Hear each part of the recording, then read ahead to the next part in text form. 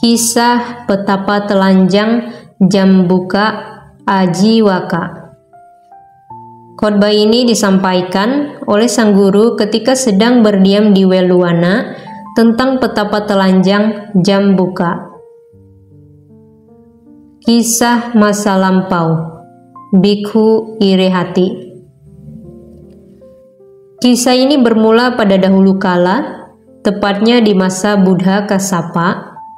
Seorang umat yang menghuni sebuah desa membangun tempat kediaman untuk seorang bhikkhu Thera dan menyediakan 4 kebutuhan pokok bhikkhu tersebut selama berdiam di sana. Sang Thera bersantap secara rutin di rumah umat tersebut. Kala itu, seorang bhikkhu yang telah bebas dari kekotoran batin, yang berpindah patah di pagi hari, berhenti di depan pintu rumah umat tersebut. Ketika umat tersebut melihatnya, karena merasa senang dengan kedatangannya, ia mempersilahkannya masuk ke dalam rumahnya dan menghidangkan berbagai makanan terpilih untuknya dengan penuh hormat. Dan ia memberikan sebuah jubah yang besar untuknya dengan berkata, "Bhante, keringkanlah jubah ini dan pakailah sebagai jubah dalam." Dan ia pun melanjut berkata kepadanya, "Bhante, rambut Anda telah panjang. Saya akan pergi mencarikan seorang tukang cukur untuk mencukur rambut Anda. Dan setelah kembali, saya akan menyiapkan tempat tidur untuk Anda berbaring." Ketika bhikkhu yang merupakan tamu umat itu dan yang bersantap secara rutin di rumah umat melihat perhatian yang diberikan kepada bhikkhu yang baru bertamu itu, ia menjadi sangat iri hati. Dan saat ia pulang ke tempat tinggalnya, ia berpikir, "Sekarang umat ini telah mencurahkan semua perhatiannya kepada bhikkhu yang baru bertamu itu. Tetapi terhadap saya yang secara rutin bersantap di rumahnya malah tidak diperhatikannya." Bhikkhu yang baru bertamu itu mengeringkan jubah yang diberikan oleh sang umat dan memakainya sebagai jubah dalam. Sang umat pulang dengan membawa tukang cukur dan menyuruhnya mencukur rambut sang Thera.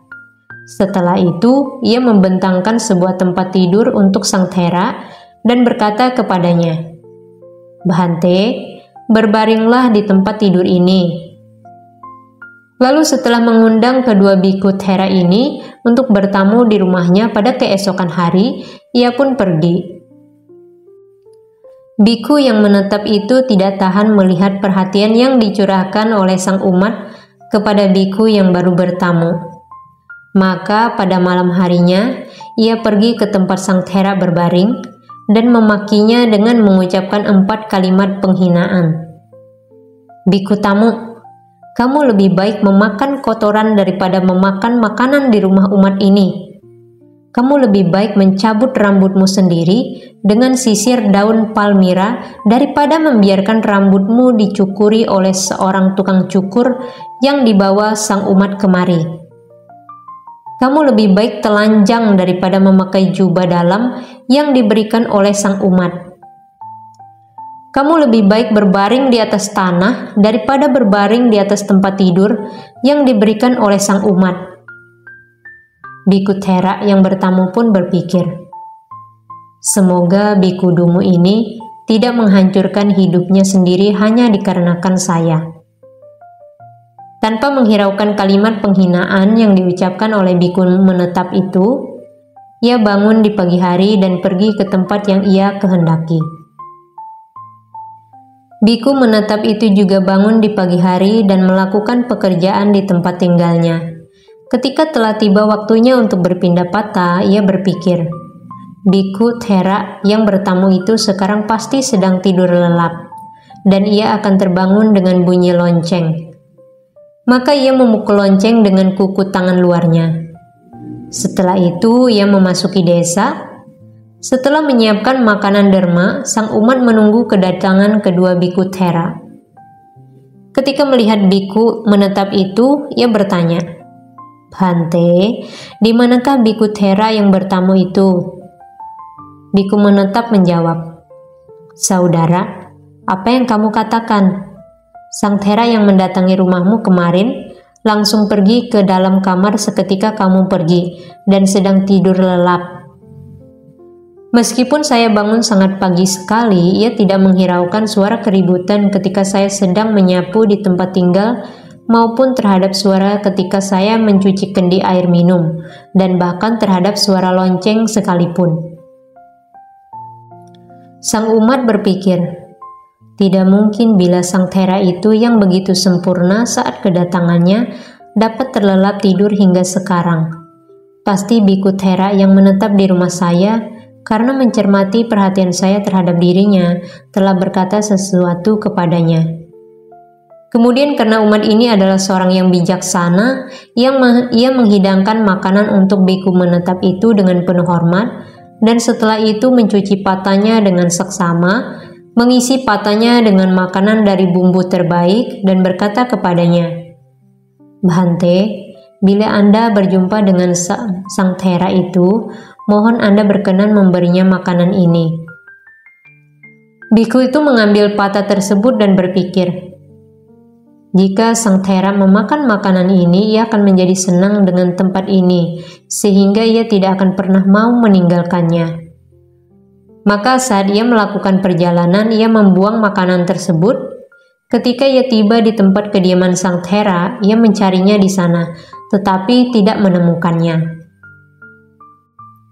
Karena biku itu telah melakukan kejahatan, hasil dari meditasi yang telah dijalaninya selama 20.000 tahun tidak mampu melindungi dirinya. Ketika masa hidupnya telah berakhir, ia terlahir kembali di neraka Awici.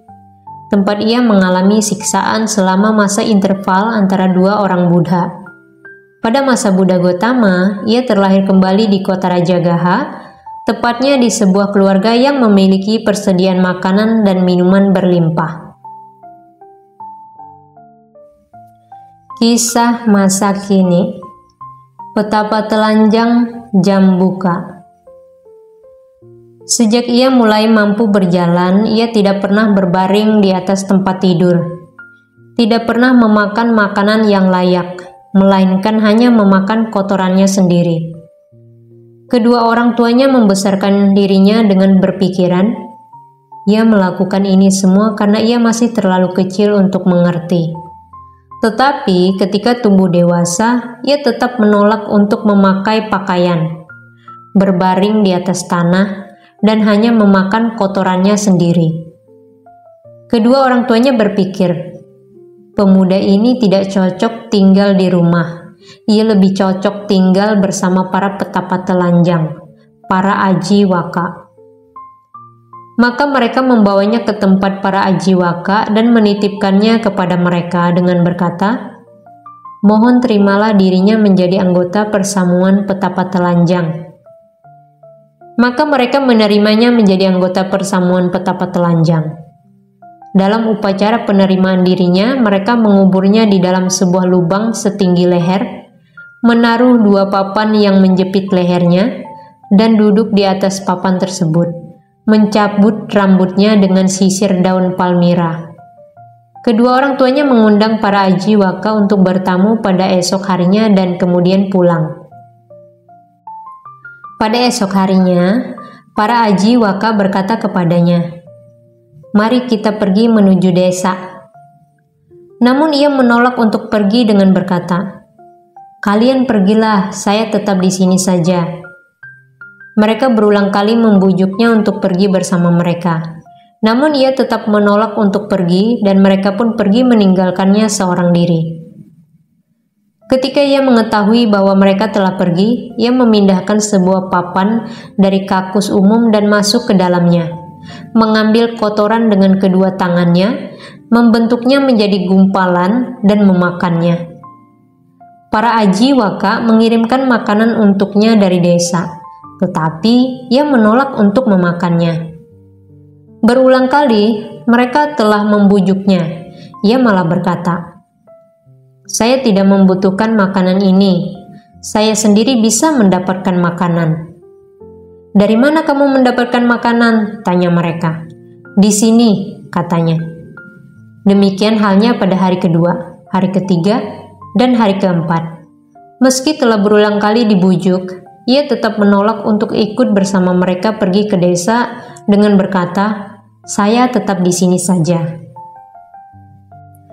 Para Ajiwaka berkata, "Hari demi hari berlalu, lelaki ini masih saja menolak untuk menemani kita pergi ke desa. Ia pun tidak memakan makanan yang kita kirimkan untuknya dan malah berkata, 'Saya sendiri mendapatkan makanan di sini.' Apa yang sedang ia lakukan? Mari kita mengawasinya dan mencari tahu kebenaran tersebut." Maka ketika mereka pergi ke desa, mereka meninggalkan 2 orang petapa untuk mengawasinya. Kedua petapa ini berpura-pura mengikuti para petapa lain dan kemudian pergi bersembunyi. Seketika ia merasa bahwa mereka telah pergi, ia masuk ke dalam kakus dan mulai memakan kotoran. Tatkala kedua pengintai itu melihat perbuatannya, mereka berkata kepada para Ajiwaka, "Oh, betapa mengerikan perbuatan yang telah ia lakukan. Jika para siswa petapa Gotama mengetahui hal ini, mereka akan mengatai keburukan kita dengan berkata, 'Para Ajiwaka berlatih dengan memakan kotoran. Lelaki ini tidak cocok lagi tinggal bersama kita.' Maka mereka pun mengusirnya dari persamuan mereka. Kala itu, kakus umum memiliki ukuran seperti sebuah kolam yang di bawahnya terdapat batu datar. Ketika jam buka telah diusir oleh para Ajiwaka, ia biasanya pergi ke kakus umum pada malam hari dan memakan kotoran. Tatkala orang-orang datang untuk membuang hajat, ia akan berdiri dengan satu kaki terangkat menyentuh lutut dan tangan berpegangan pada bebatuan, mulutnya terbuka lebar, menghadap arah datangnya angin. Ketika orang-orang melihatnya, mereka akan menghampirinya, memberinya salam hormat dan bertanya kepadanya, "Petapa, mengapa Anda sendirian berdiri di sini dengan mulut terbuka lebar?" "Saya adalah seorang pemakan angin," jawab Jambuka. "Saya tidak memakan makanan lain." "Tetapi, petapa, mengapa Anda berdiri dengan satu kaki terangkat menyentuh lutut?" "Saya adalah seorang yang menjalani latihan pertapaan secara ekstrim dan keras. Jika saya berjalan dengan menggunakan kedua kaki, maka bumi akan berguncang.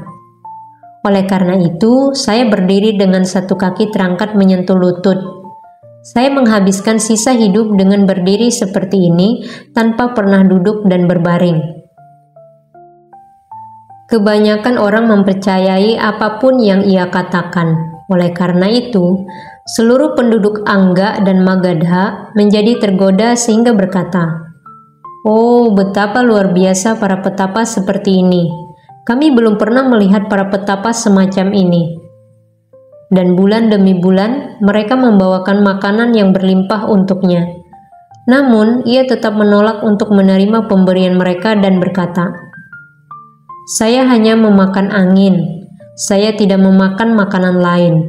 Jika saya memakan makanan lain, maka saya harus mengakhiri kehidupan pertapaan." Tetapi orang-orang menjawab, "Petapa, janganlah hancurkan hidup kami.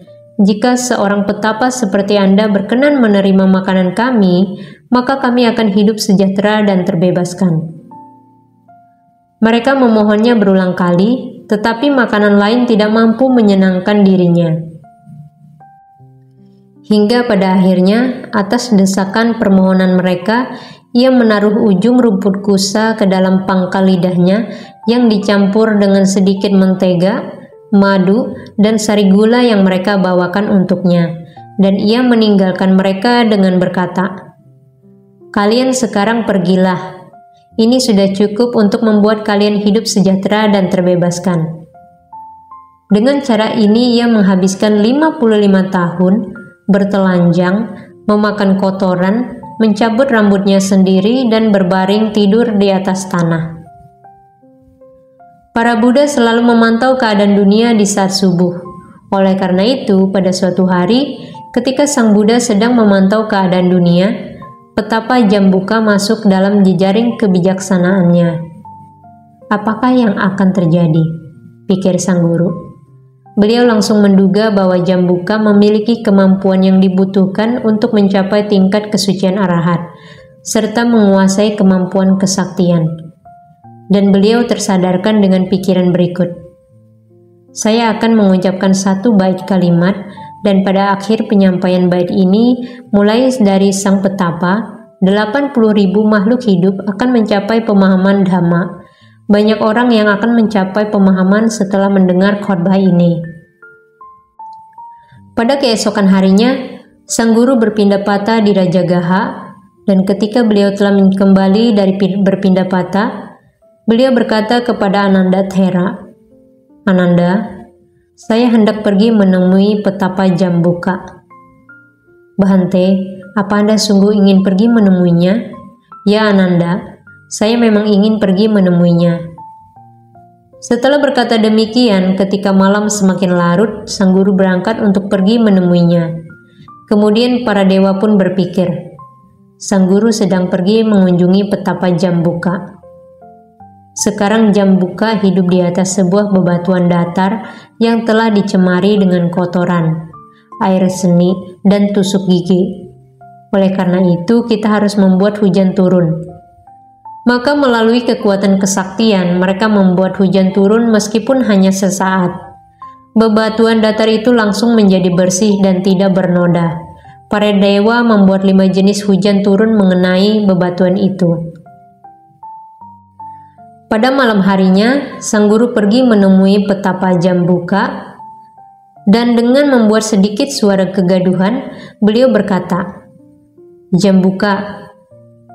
Jambuka berpikir, betapa manakah yang berani-beraninya memanggil saya dengan panggilan Jambuka? Dan ia menjawab, "Siapa itu?" "Ini saya, seorang biku. Apa yang Anda inginkan, wahai biku agung?" "Izinkan saya menginap di sini hanya untuk 1 malam." "Tidak ada tempat menginap di sini, biku agung." "Jambuka, janganlah begitu. Izinkan saya menginap di sini hanya untuk 1 malam." Karena para biku mencari bantuan kepada sesama biku, manusia kepada sesama manusia, dan binatang kepada sesama binatang. Tetapi apakah Anda benar seorang biku? "Ya, saya adalah seorang biku." "Jika Anda benar adalah seorang biku, lalu di manakah labu manismu? Di manakah sendok kayumu? Di manakah benang dermamu?" "Semua inilah yang saya gunakan, tetapi karena saya merasa kesulitan untuk membawanya pergi ke setiap tempat yang saya kunjungi, maka saya hanya mengambilnya dari dalam di saat saya bepergian." Dalam hal ini Jambuka merasa tersinggung dan berkata, "Jadi, kamu bermaksud untuk membawanya ketika kamu bepergian?" Lalu sang guru berkata kepadanya, "Tidak apa-apa Jambuka, beritahukan saya di mana saya dapat menemukan tempat penginapan." "Di sini tidak ada tempat penginapan, biku agung." Kala itu terdapat sebuah gua yang berada tidak jauh dari tempat kediaman Jambuka. Dan sang guru menunjuknya sambil bertanya, "Apakah ada seorang pun yang berdiam di dalam gua itu?" "Tidak ada seorang pun yang berdiam di dalam gua sana, biku agung." "Baiklah kalau begitu, izinkan saya untuk menginap di sana." "Terserah Anda saja, biku agung." Maka sang guru menyiapkan sebuah tempat tidur di dalam gua dan berbaring tidur. Pada penggal waktu pertama, 4 maharaja dari dan melayani kebutuhan sang guru, memancarkan cahaya ke segenap 4 penjuru. Jambuka melihat cahaya tersebut dan berpikir, "Cahaya apakah itu?" Pada penggal waktu kedua, Saka, sang raja para dewa pun datang. Jambuka melihatnya dan berpikir, "Siapakah itu?" Pada penggal waktu ketiga dan penggal waktu terakhir, Maha Brahma mendekat. Beliau yang mampu menyinari 1 alam semesta hanya dengan 1 jari, 2 alam semesta dengan 2 jarinya, dan 10 alam semesta dengan 10 jarinya, hingga menyinari seluruh hutan. Jambuka juga melihatnya dan berpikir, siapakah ia sebenarnya? Maka pada keesokan paginya ia pergi menemui sang guru, memberi salam hormat kepada beliau dengan ramah dan berdiri dengan penuh hormat di satu sisi. Lalu bertanya kepada sang guru, "Biku Agung, siapa sajakah yang mendatangi Anda dengan memancarkan cahaya ke 4 penjuru ketika mereka datang?" "4 maharaja." "Mengapa mereka mendatangi Anda?" "Untuk melayani kebutuhan saya." "Lalu apakah Anda lebih hebat daripada 4 maharaja?" "Ya, Jambuka, saya adalah sang penguasa 4 maharaja." "Dan siapakah yang mendatangi Anda pada penggal waktu kedua?" "Saka, sang raja para dewa." Mengapa ia mendatangi Anda?" "Ia juga datang untuk melayani kebutuhan saya." "Lalu apakah Anda lebih hebat daripada Saka, sang raja para dewa?" "Ya Jambuka, saya lebih hebat daripada Saka. Saka bagaikan Samanera yang sedang saya bimbing. Ia melakukan segala hal yang saya harus lakukan. Ia adalah tabib ketika saya jatuh sakit." "Siapakah yang mendatangi Anda ketika penggal waktu ketiga dan terakhir, dengan memancarkan cahaya hingga seluruh hutan ketika ia datang?" "Itu adalah Maha Brahma, para Brahmana yang kebingungan mengadu padanya dan orang lain berteriak, 'Semoga dapat menjadi Maha Brahma.' Lalu apakah Anda lebih hebat daripada Maha Brahma?"